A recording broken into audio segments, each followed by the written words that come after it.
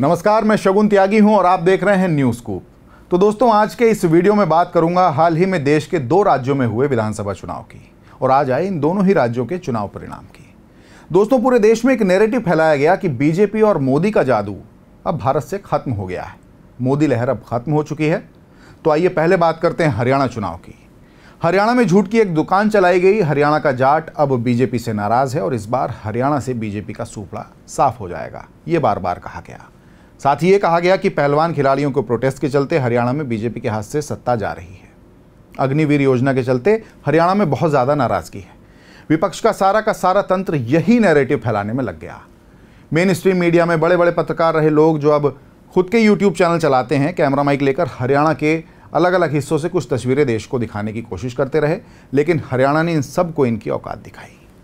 हरियाणा ने यह बता दिया कि यहाँ झूठी मोहब्बत की दुकान नहीं चलेगी। यहाँ के लोग मशीन की नहीं बल्कि हलवाई के हाथ से बनी जलेबी खाना पसंद करते हैं। हरियाणा वालों ने यह बता दिया कि यहाँ पर्ची खर्ची का खेल अब नहीं चलने दिया जाएगा। वैसे कांग्रेस का इसे ओवर कॉन्फिडेंस भी कह सकते हैं, क्योंकि चुनाव के नतीजों के बाद आम आदमी पार्टी के संयोजक अरविंद केजरीवाल ने कांग्रेस पर कटाक्ष करते हुए कहा कि किसी भी चुनाव को लेकर ओवर कॉन्फिडेंस ठीक नहीं है। वैसे इस बयान को केजरीवाल की खिसियाहट भी कह सकते हैं, क्योंकि कांग्रेस ने आम आदमी पार्टी को मजबूर किया उसे हरियाणा की सभी विधानसभा सीटों पर अकेले चुनाव लड़ने पर। नतीजा यह रहा कि आम आदमी पार्टी हरियाणा में खाता भी नहीं खोल पाई। खैर, अच्छा ही हुआ, झूठ का सबसे बड़ा दलदल हरियाणा में बनने से रह गया। दिल्ली, पंजाब, गुजरात में ही आपने क्या उखाड़ लिया? कौन सी देश की राजनीति बदल दी? देश को बदलने का वादा करके सत्ता हासिल की और खुद को बदल लिया। छोटे छोटे मकानों में रहने वाले अब बंगले वाले हो गए। आम आदमी का दावा करने वाले अब सबसे खास आदमी हो गए। खैर, इनसे आगे बढ़ते हैं, क्योंकि इनकी बात करते करते सर में दर्द होने लगता है। वापस हरियाणा पर आता हूँ। आज जब सुबह हरियाणा में वोटों की गिनती शुरू हुई तो मोहब्बत की झूठी दुकान चलाने वाले कुछ ज़्यादा ही ओवर कॉन्फिडेंस में थे। शायद मशीन में बनी हुई जलेबियां भी बांटी जा रही थी। टीवी पर बैठे हुए पहले पत्रकार, फिर नेता, फिर पत्रकार और अब तथाकथित राजनीतिक विश्लेषक आशुतोष जैसे लोग जमकर बीजेपी को पाठ पढ़ा रहे थे। लेकिन 2 घंटों में ही इनके सुर बदल गए। बीजेपी को पढ़ाया जाने वाला पाठ कांग्रेस की तरफ डाइवर्ट हो गया।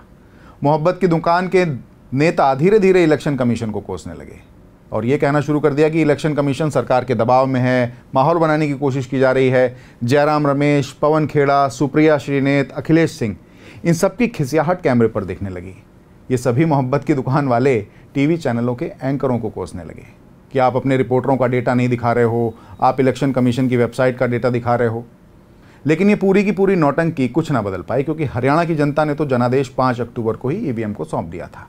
दोपहर 3:20 पर हरियाणा के मुख्यमंत्री नायब सिंह सैनी मीडिया के सामने आते हैं और हरियाणा की जनता को इस जनादेश के लिए धन्यवाद करते हैं।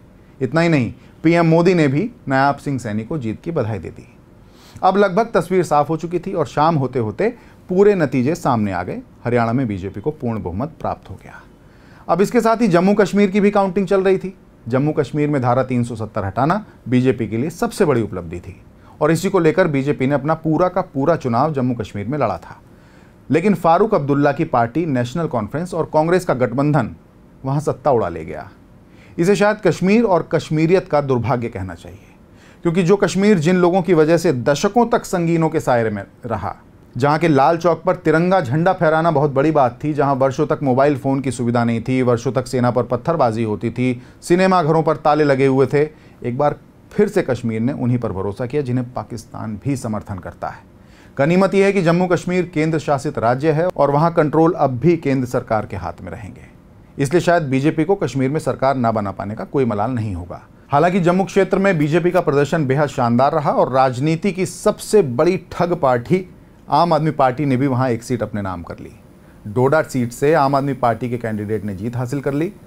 तो बहरहाल दिन भर आज जो कुछ भी टीवी चैनलों पर चला वो मैंने आपको अपने इस वीडियो में बताया। बाकी ईवीएम को लेकर रुझान अब आने शुरू हो गए हैं। लेफ्ट विंग के यूट्यूबरों ने ईवीएम को बेवफा बुलाना अब शुरू कर दिया है। अब आगे कुछ दिनों तक ईवीएम को लेकर लोग अपने कपड़े फाड़ेंगे। बाकी आपकी क्या राय है कमेंट सेक्शन में ज़रूर लिखिएगा और मेरे चैनल न्यूज़ स्कूप को सब्सक्राइब करके बेल आइकन ज़रूर प्रेस करिएगा। बाकी देश और दुनिया की तमाम खबरों के लिए आप देखते रहिए न्यूज़ स्कूप। नमस्कार।